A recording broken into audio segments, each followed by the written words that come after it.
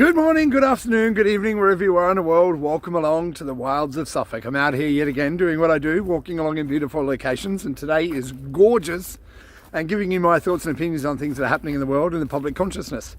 If it's your first time here, welcome. Hope you enjoy what I'm doing today. If you're a returning subscriber, 1,317 I think there are of you today, welcome back, welcome one and all. So, today's video is going to ruffle a few feathers, but it is, as I've stated from the moment I created this channel and every video I've done, I've said this is my thoughts and opinions. Okay, take it for whatever you want. I mean, take what you want, leave what you don't want. This is all just about creating discussions, giving you a different viewpoint, a different perspective on how we see the world, and asking questions of the reality that we're presented with in hopes that we can learn something, share ideas, have conversations, and perhaps a different perspective can help us make different decisions. Yeah? Okay. So, that all said, before... Oh, look. There's a little monk jack deer there. I'll turn the camera. See it?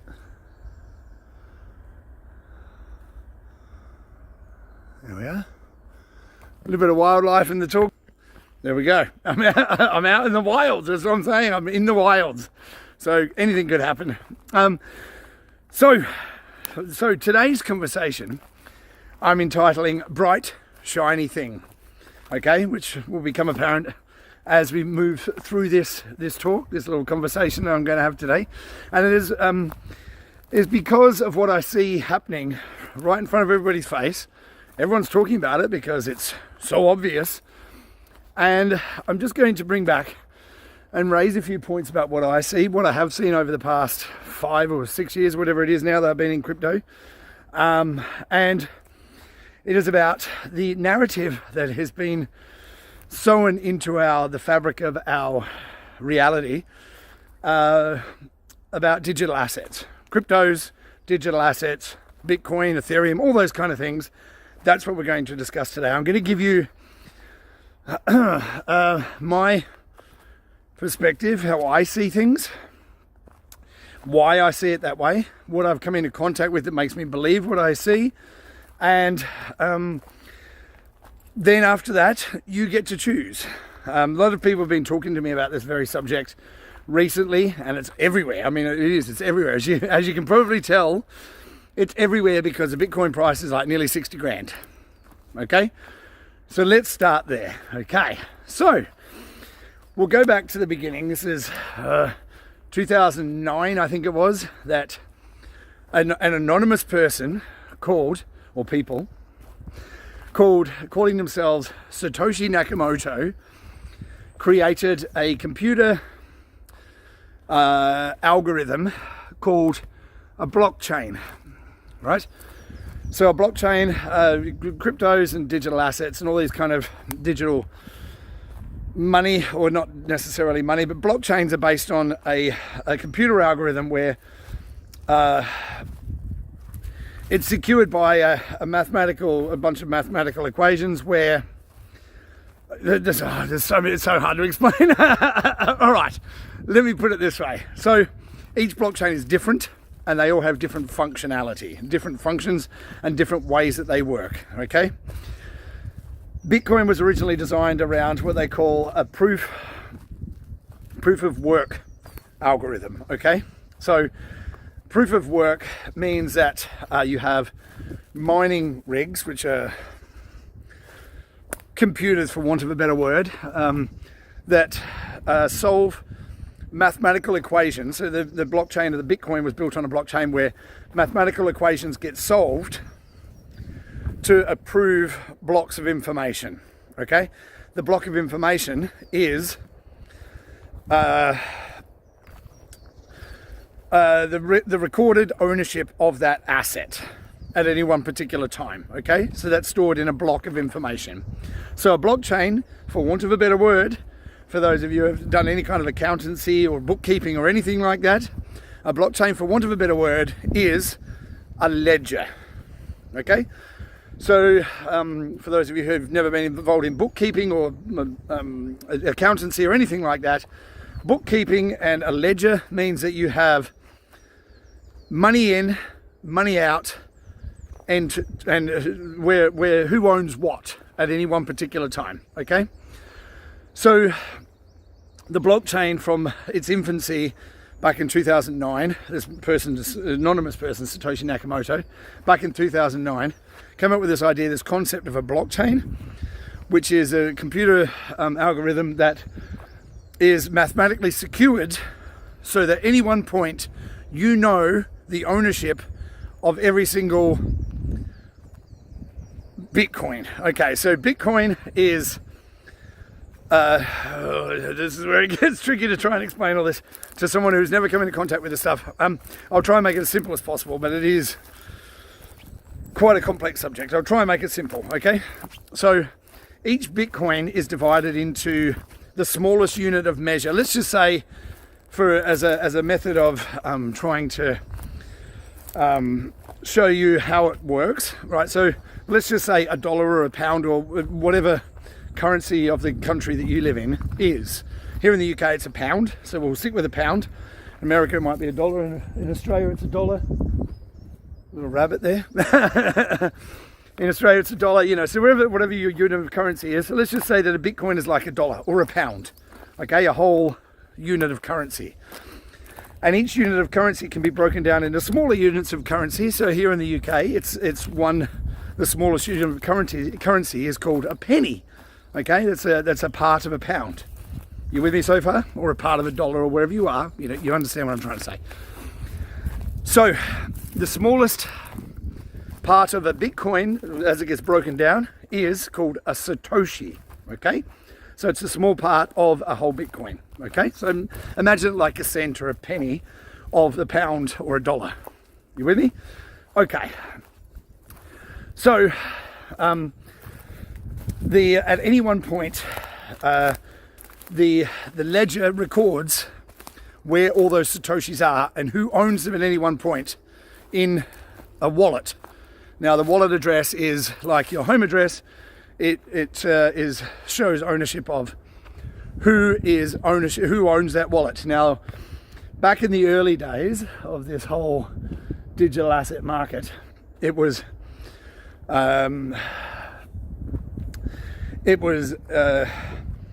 were told that Bitcoin was anonymous, all anonymous transactions, that no one could see the transactions, even though it's on a public blockchain.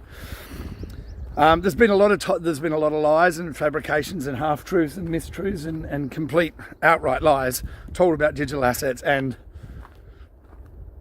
you know, digital money or digital assets, because we'll have to call them digital assets because they all have different functionality. They're not all supposed to be money. So let's clarify that from the start.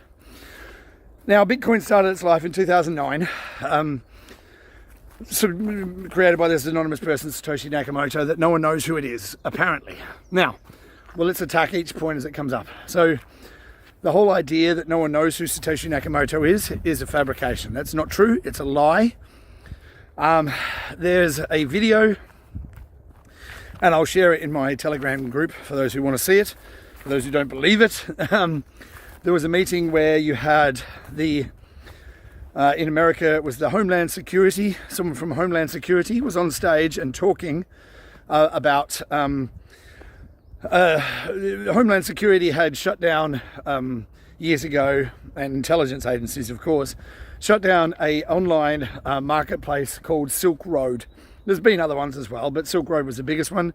Silk Road essentially was a marketplace for drugs, hitmen, whatever you wanted. It was on the, you know, it's a dark web kind of stuff where you could go there and buy whatever you wanted and pay for it with Bitcoin, supposed to be the anonymous, totally an anonymized form of currency that no one could track, which was a complete fabrication. It was all a lie. Made by whom? So this website called Silk Road was closed down. Homeland Security. So this agent, a Homeland Security agent, was on stage saying, we'd confiscated, Homeland Security saying this, we confiscated a large amount of Bitcoin when we shut down the Silk Road website, the dark web site. And because of that, one of our agents was a forward-thinking agent thinking, because the US government holds a huge amount of Bitcoin because they closed down this online marketplace called Silk Road. So this agent said, forward-thinking agent said, well, we own all this Bitcoin. I want to go and meet Satoshi Nakamoto and find out what it's all about, how it works, what it does. So this person on stage said, well, we had some extra money and we had manpower, so we arranged it. So this person went to California and met the 4 Satoshis, 4 people that created this Bitcoin thing, okay? So the fact that we all don't know who this is, but Homeland Security does, is the first point of call for me that says something's not right here, okay? So Homeland Security knows who this anonymous Satoshi Nakamoto is. Why are they anonymous? Oh, well, Chris, you see, if they came out with who they are, then they'd be at risk of danger from the government going after them. So the government already knows who they are. You don't. Okay, first point of call. Second, we now have this Bitcoin ETF. Now, how that came about, we're going to get back to later. We're going to circle back like Jen Psaki. How the Bitcoin ETF came into existence, who did it, why, is going to come back later, okay? But let's focus on now. We have this Bitcoin ETF. Now, an ETF is an electronic traded fund. So it's created by Wall Street companies. So BlackRock's got one, Grayscale, all these people have got this Bitcoin ETFs, okay? Which means rather than buying a Bitcoin yourself and storing it, having all the problems that come along with storing it and doing all the things that go along with making sure that your digital assets are safe, and it's deliberately been made hard, by the way. We have institutional grade custody that's available for institutions, but not for the average person. Why is that? Anyway, we're going to get to that as well.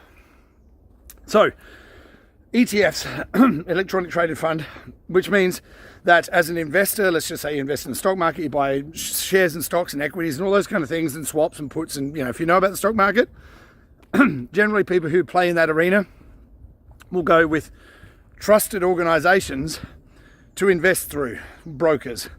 Every time you use a broker, they do exactly that. They make you broker. Their job is to sell you fugazi. It's not real. It's not in the elemental challenge. It's not real. Okay? So, people who invest in these kind of markets trust their brokers and these large corporations to invest for them and to take the risk out of buying these kind of risky assets. We're told they're risky, okay? So rather than having to buy the digital asset itself like Bitcoin, you can go and put money into a fund that buys Bitcoin and holds it as per the money that is being invested into the product. Okay, so let's just say I'm a wealthy investor. I've got 10 million. I want to take it out of stocks and shares, just like all the biggest CEOs in the world are doing, like Jeff Bezos is selling Amazon stock, billions worth. Mark Zuckerberg is selling Facebook stock, billions worth. All these massive corporations, Jamie Dimon is selling stock in JP Morgan. All these massive CEOs are selling huge, like billions worth of their stocks right now. But everything's fine, Chris. So let's just say they wanted to sell out of some of their shares into stocks from the stock market, because that's going to take a massive haircut soon. Where are they going to put their money into? You want to put it into what? So this is the big thing, the big shiny thing that's happening at the moment. Bitcoin, Ethereum, Web3. Okay? Now, you call me cynical. I am, and I am deliberately cynical because of the lies and the fabrications of stories that we've been told over many, many years. It's not just over the last 4 years, even though the last 4 years have been absolutely outrageous. So we've got to this point where we have ETFs. Now, to create an electronic traded fund or a product that you're going to sell to the public, the responsibility on the companies that are selling that fund, right? It's called, Jesus, now the bloody words are gone from me. But they have to do their due diligence into the product that they're offering for sale, okay? So that if an investor comes to them and asks for, well, what about this or what about that, then they have to have the answers for them. They have to have It's called a fiduciary responsibility. So as a person providing a product that's for sale, especially a financial product, you have to know about it. You have to know where it came from, who's in charge of it, who created it, all that kind of stuff, in order to be fiduciary responsible for that product that you bring into market. So, knowing that, does Wall Street and these biggest banks and financial institutions that are offering these products for sale to the general public, do they know who Satoshi is, or do they have to know who Satoshi is to offer that product to the public? What do you think? Okay, there's question number one. Let's take another step back to that meeting where I said the Homeland Security said that they went and met with the 4 Satoshis, okay?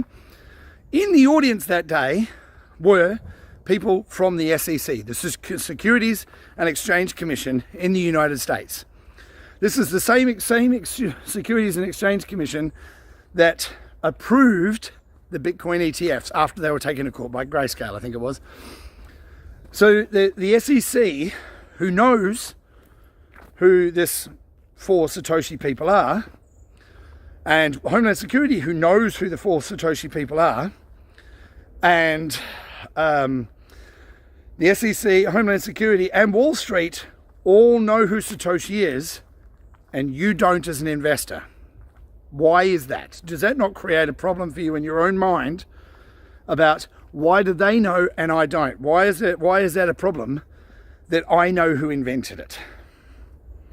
Okay, so there's lots of theories about who it is. Craig Wright, this Australian guy, he steps up and I'm Satoshi. There's a lot of people who claim to be Satoshi who can never prove it. So you can prove your ownership of that you created this thing by signing a transaction. So there's wallets. There's a wallet that was created when Bitcoin was first created. It's got 1 million Bitcoin in it, 1 million. Okay, that's 1/21th. 21st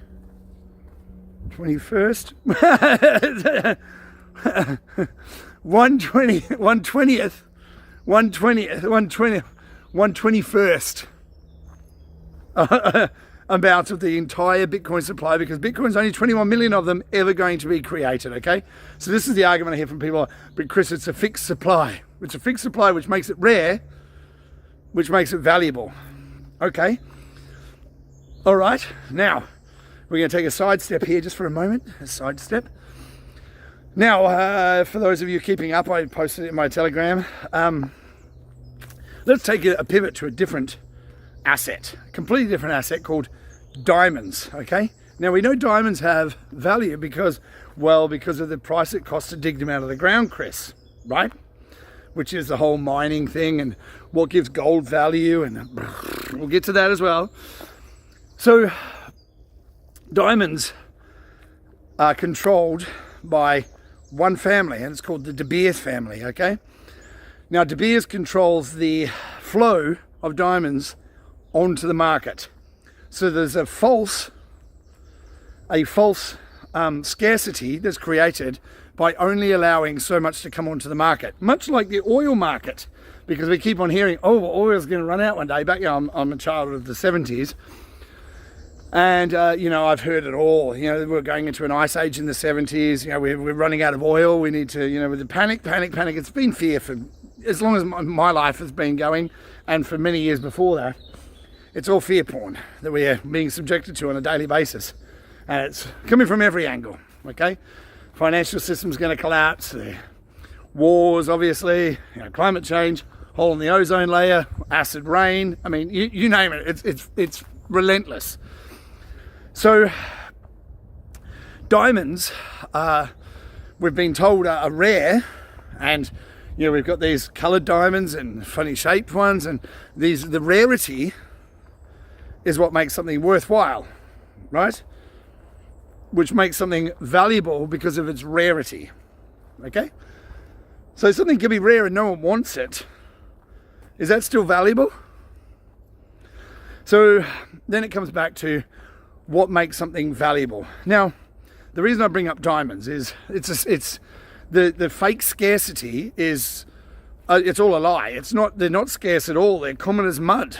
you know. And now diamonds can be 3D printed. Can't tell them apart. They can be flawless. Any shape, any color that you want your diamond to be, it can be printed for you, 3D printed. And it's still a diamond. So what does that do to the value of diamonds? Are they still worth all the money they say they're worth? Now, a lot of the diamonds that are mined are used for industrial purposes, which means that because they're very hard, made out of carbon. So what they do is they put them on drill heads. So when you're drilling into the ground, into the stone, the diamonds will cut through the stone much quicker, and industrial purposes for diamonds are amazing. So if the cost of diamonds for drilling and for industrial purposes goes down to right down to the bottom, then does that change the value of things? Right, so then we come to energy. Now, we're told that currency that we use to value things, that we buy and sell things through, is a measure of our energy input and output. Okay, so that's the unit of measure. The money is the unit of measure how we calculate what something is worth based on what it takes to produce it. Okay, now we're told Bitcoin, it's rare, so it's worth something. It's a store of value, and the blockchain has never gone down in 15 years, so that makes it worth something, right? Now, as I've said many times for years now, when I first got into cryptos, you had to buy Bitcoin to buy something else. They were called trading pairs. So if you wanted to go and buy XRP or Tron or Cardano or anything, you firstly had to go and take your cash, fiat, go and buy some Bitcoin, then move that Bitcoin from one exchange to another exchange where you could buy the coins that you wanted, buy and then swap the coins out. So there was a trading pairs of Bitcoin and XRP, or Bitcoin and Ethereum, or Bitcoin and Tron, or Bitcoin and Cardano. And those trading pairs were very limited for a long time. Everything was linked to Bitcoin because it was the first. Okay. Now, so that gave Bitcoin a huge advantage, because all the money that wanted to go into what they call altcoins, alternative coins, alternative to Bitcoin anyway, had to go through Bitcoin to get them. Okay, so that gave Bitcoin a huge boost, because all the money had to go through Bitcoin to get to the end product of what people wanted to buy. Okay, now all the lies that have been told about Bitcoin over time, who created it? So I personally think it was intelligence agencies, and I use that word very loosely. Maybe NSA, maybe MI6, MI5, maybe Mossad. I don't know who created it. People do, but I'm not one of them. And because I don't know, I'm very wary, Now, we come back to the SEC. Okay. So a few years ago now, there was a guy from the SEC, from the corporate finance department, I think, don't quote me, I'm pretty sure that's right, but I'm not 100%, called Bill Hinman, okay? Bill Hinman was the head of corporate finance at the SEC, okay? He came out and did a speech where he said, Bitcoin is a commodity, so it's not a security. So, in the open market, no issues from us. You're not going to get any lawsuits from the SEC. Okay? Then, and he also said in the same speech, Ethereum is also not a security because it's sufficiently decentralized, so it's not a security. Everything else, nothing else fits into those categories. So Bitcoin and Ethereum only. This is like 3 or 4 years ago now. So of course, when you have the regulatory body of the agencies that says whether something is a security or not, comes out and says these two aren't a security, but everything is. And then they drop a lawsuit on one of the competitors, being XRP, from a company called Ripple. Well, Ripple didn't create it. It was called, the company who created XRP initially was called OpenCoin, and it was gifted to Ripple. Okay, let's be clear on that. Ripple didn't create XRP. It was gifted to them by a company called OpenCoin. Now, when you have the regulatory body that comes out and says Bitcoin and Ethereum are not securities, but everything else is, that's regulatory capture. Now, Bill Hinman left the SEC and went to work for a company called Simpson Thacher, I believe. Don't quote me, I'm pretty sure I'm right.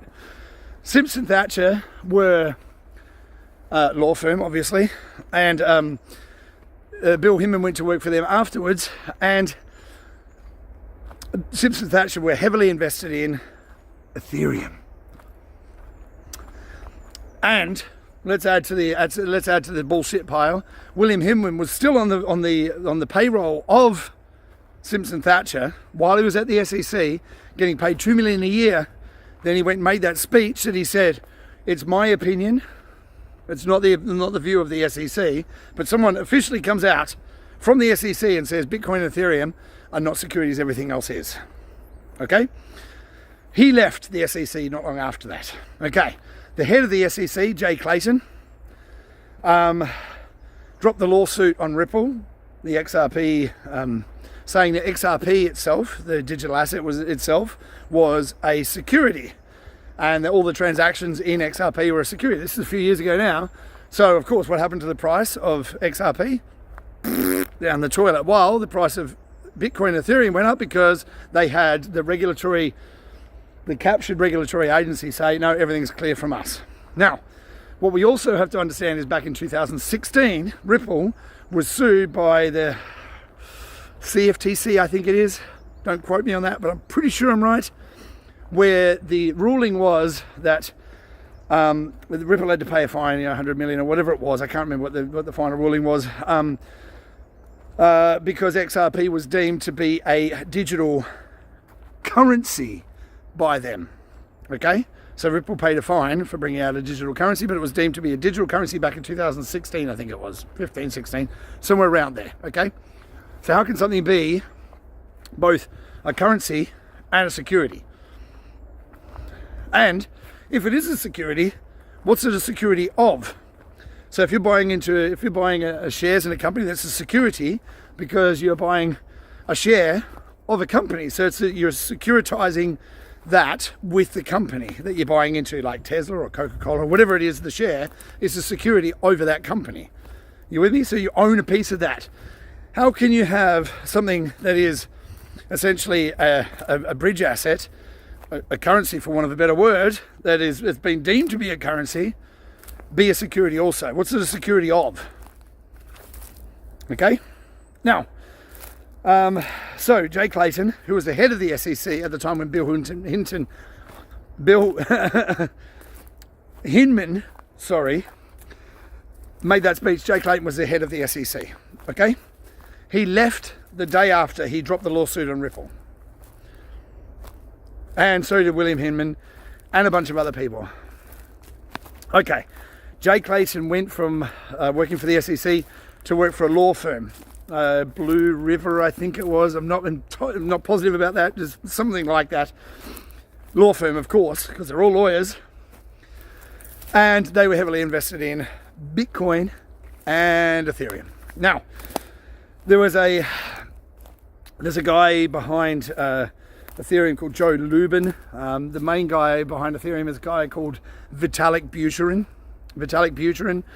Speaks fluent Chinese, taught himself to speak fluent Chinese, and he was involved with a company called Prometheum, which was one of the founding companies behind Ethereum, based out of China. Wangzhang, I think it was, Wangzhang Enterprises. Pronunciation might be wrong. So Ethereum, for all intents and purposes, was created by the biggest banks in the world in China. Now, Bill Hinman and both Jay Clayton and Bill Hinman also approved the IPO of a company onto the New York Stock Exchange, and that company was called Alibaba, Chinese company, and the SEC has since approved the only company to be approved by the SEC to offer digital assets products in the US is called Prometheum. Okay, so yeah, the SEC is captured. Who are they captured by and owned by? Well, it looks like China's playing a big part in the capture of US regulatory agencies. Whilst around the world you have different regulatory bodies in different places around the world, they're regulating digital assets and allowing digital assets to survive, where it looks like America wants to cut themselves off or cut their faces off or cut their noses off despite their faces when it comes to this kind of market. Why is that? Why is that? America's controlled the world for a long, long time through their banking systems, through a company called SWIFT, which is owned by the biggest banks in the world, American-based, of course. So we see a shift happening from the financial centers of the world, moving from the US and Western over to the East, over to China. Now, I'm hoping all this is making sense and all the sort of things are coming together and clicking together for you. I'm hoping so. But it's a bigger picture kind of thing. Look at the TV. Listen to the TV and listen to what they're saying. Bitcoin. High, a new price high. Oh, Bitcoin's going to be $1 million next year. It's going to be $1 million by each coin by 2030, right? Now, back in the original days of 2009, when Bitcoin first came out, they had a white paper. So a white paper is basically an explanation of the product and what they hope to achieve, and what it's all about, what it's there for, you know, the mission goals, you know, all that kind of stuff, right? Bitcoin's white paper said, down with the banks. This is a peer-to-peer transaction. We're going around the banks so we don't have to have a middleman anymore. And we're going to get away with from the current financial system of having to go through the middleman. Brilliant. I believed it. I got into a hook, line and sinker and took on everything that this was an anonymous person and they had to stay anonymous, otherwise the government would come after them. Fuck the banks, all that kind of stuff, right? That was what it was all about. So then you hear these people like Max Kaiser and Michael Saylor and all these Bitcoin maxis are coming out there saying it's the only asset that's going to last, it's a solid asset, and blah, blah, blah, blah, blah, blah, blah. Now, and the bashing the other way comes from Bitcoin maxis who point at XRP and say it's a banker's coin because they're working with the banks to make transfer of money around the world faster, easier, cheaper, quicker, right? So that's a banker's coin, okay? So what sounds more real, okay? So we've got a banking system that it positions themselves in the middle of all of our transactions. It makes huge commissions off money moving around the world, or anything of value, not just money, but anything of value moving around the world. The banking system is in the middle of it all, okay? So where's all the money? The banking system, okay? Now, this is just so many facets. This is unbelievable. It's crazy. So Bitcoin is all about fuck the banks. We're going to go around the banks, peer-to-peer transactions, blah, blah, blah, blah, blah, blah, blah. And everything's going to be priced in Satoshis, even though the Bitcoin blockchain can only do about 7 transactions a second. Okay? Visa and MasterCard do about 50,000 transactions a second. Bitcoin's going to rule the world and take over all the transactions with 7 transactions a second. Oh, but Chris, you don't understand. The Lightning Network makes everything so much faster. It's so much quicker because it's a second layer that's built on top, or a side chain, right?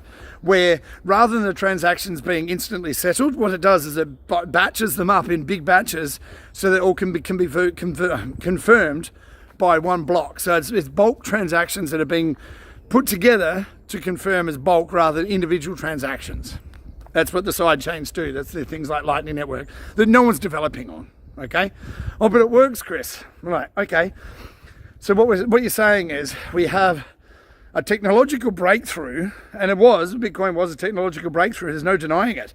But since when in any technology has the first generation of any technology, anything at all, been the best? Never. Never has it been the best. Will Bitcoin survive? Probably, because you get a bunch of wealthy people who own it and regulatory captured agencies who have approved it to be allowed. But what government anywhere in the world would give up their ability to create currency and have another currency that's no one controls, remember, come in and take over all the transactions? Any country in the world that controls an army would never allow that. Would they? Okay, so the Bitcoin white paper was all about fuck the banks, get around the banks, we're going to sidestep them. But then when all the Bitcoin ETF was coming, which is the biggest banks and financial institutions in the world, and now we're offering to sell Bitcoin, all the Bitcoin maxers were like, yeah, we won. We've been taken seriously by these very people that we've said fuck them since 2009. Okay, so who's buying all the Bitcoin? Central banks? No, it's not central banks. Oh, that's right, financial institutions are buying on your behalf. You're putting your money into something. Firstly, you don't even know who created it. They're buying on your behalf as you invest your money into something that you don't know anything about it. They were saying 15 years ago, fuck the banks. The same people are buying it on your behalf to sell you something. I see some problems here. Is it just me? So they were cheering like, yes, we've won, right? And then I'm like, okay, but how have you won? Because now you're saying it's decentralized, but now it's being centralized by the ownership of the same people buying it all. Like BlackRock's buying it, Michael Saylor's buying it, MicroStrategies, these kind of people are buying vast numbers of Bitcoin. Oh, but I hold one, Chris, I hold 5 Satoshis and I can buy and sell it all I want. Okay, and then the argument is, but look at the price, Chris. Bitcoin's nearly 60,000. XRP was the price on that? Oh, it's not even 60 cents. So the same people who are telling me that fiat money is worth nothing, it's all a giant con, which is what I've been saying for 5, 6 years, 7 years, 8 years. Fiat money, which is all a big con, because your thing that you were saying, fuck the banks, okay, fuck the people who created the money like 15 years ago, because your thing is now worth more of those fake pieces of paper, that it's more valuable.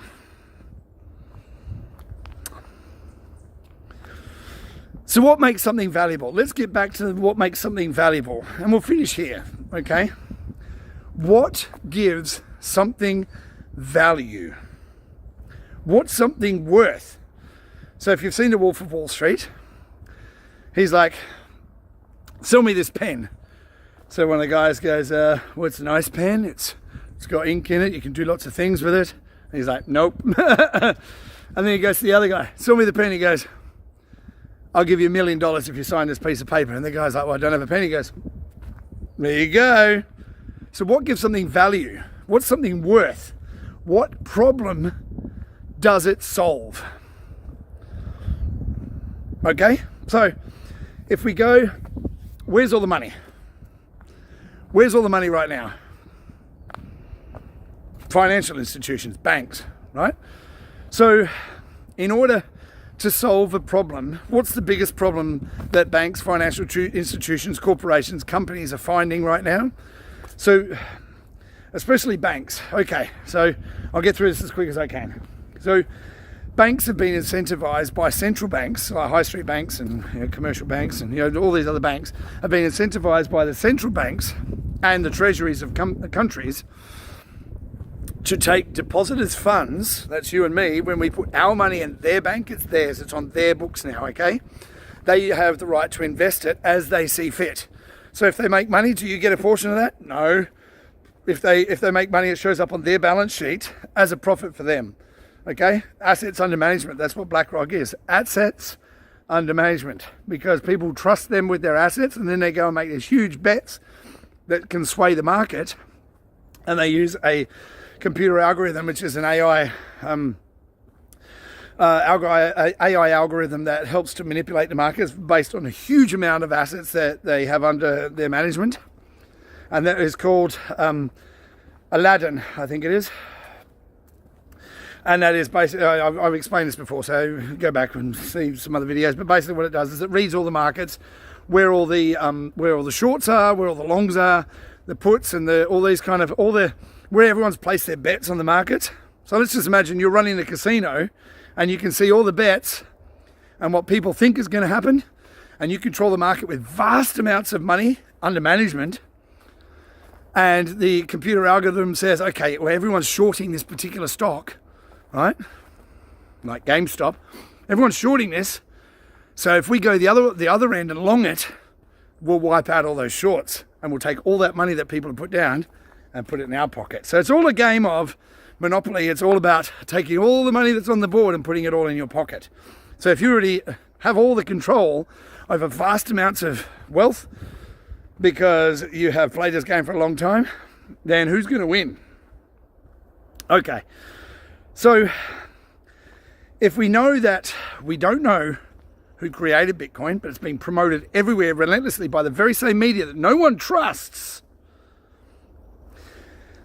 So you look at what the media is promoting, who they're promoting, what they're talking about, and then ask yourself, do I trust the organizations that are telling me this? Now, while we're on this subject as well, I mean, honestly, there's so many facets to this, but I want to try and make sure I cover as many as I possibly can today. Tokenization of assets digitally. Okay, now, all I hear is this is bad, it's terrible, and there's, like I've said before, and I maintain that there's a good and bad to everything, and everything can be used for good, like nuclear power can be used to give energy and electricity to a town, or it can be used to flatten a town. And it's much like anything. Anything can be used for good or bad depending on who's controlling the end result. Okay? Now, when we talk about tokenization of assets onto blockchains, I think there's definitely some upsides to this. Obviously, there's some downsides, but I'll explain the upsides too, so you're not just hearing one side of the equation, which is from all the conspiracy theorists and the truthers, or whatever they were calling ourselves nowadays. Different perspective. Okay, so we know that gold and silver has been a monetary metals for generations, okay? But what's been happening on the stock markets around the world is, okay, you can short a market. So if you think that you're going to be able to buy the thing that you're shorting at a cheaper price later down the track, you short. So you buy a short, right? Which means in order to buy a short, you have to have a stock, you have to have someone that owns a share to be able to sell you that share that you're promised to buy back at a cheaper price. Okay? Then you make money on it. Okay, look, it's a little bit confusing, but basically what you're doing is you're betting that the price is going to go down. Now, if you've got enough shorts in the market that you can actually bring the price down, so you have these massive financial corporations, JP Morgan and all these guys have been fined billions of dollars for shorting markets when it's like naked shorts, where they don't actually hold the stock to be able to short it. So what they're doing is they're creating fake pieces of paper that are supposed to represent an ounce of gold or an ounce of silver, and they do it with shares and stocks all the time, okay? These derivative products, they fuck everything up as well. Another story, we're not going to get onto derivatives today, it's a really messy subject, okay? Most of it's bullshit as well. Most of it's all fake and bullshit. So the derivatives market's worth like a quadrillion dollars. There's not that many assets in the world, but they make up all this shit out of nothing. And it's all based on fraud. It's all based on fraud because it's based on nothing. So when we start talking about tokenization of assets, if the only assets that could be traded on stock exchanges anywhere in the world were tokenized, now, okay. So if you've been in this space, you would have heard of something called NFTs, non-fungible tokens. NFTs, non-fungible tokens, are a representation of a digital ownership of something, okay? So NFTs, there's been NFT collections where you have a JPEG of a monkey or an ape or whatever it is, and that is representative, the token that you own, the NFT that you own, is representative of an ownership of a digital thing. So you could have a tokenized issuance of ownership on, like, the Mona Lisa. So you could say if the Louvre wanted to raise money for renovations of the museum, they could tokenize the Mona Lisa. So you could actually buy and own a piece of the Mona Lisa represented by an NFT. So there's only one of those tokens that can ever be produced based on how many tokens were released in that set of ownership. Does that make sense? Okay, so the tokenized ownership is of a real world thing that says, okay, we are selling 1 million tokens, so there's only 1 million tokens ever going to be produced. So it's a rarity, right, of an asset that is in the real world. So let's just say that every ounce of gold and every ounce of silver that ever came out of the ground has now been assayed, which means the test of the purity. When it's produced into a coin, then it is tokenized. So we know how many ounces of gold there are in the world, we know how many ounces of silver there are in the world, and only those tokens can be traded on a daily basis. So if you're not able to invent pieces of paper that's supposed to represent actual ownership of gold or a silver coin or an ounce of gold or silver, then it stops manipulations in markets. Okay? Now, also tokenization can... if you're a big football fan, you want to own a piece of the Manchester United Stadium. If they tokenize that, then you could own a piece of the stadium. You know, I'm a friend of mine, Robert, from the comic book G-Spot. Hi, Robert.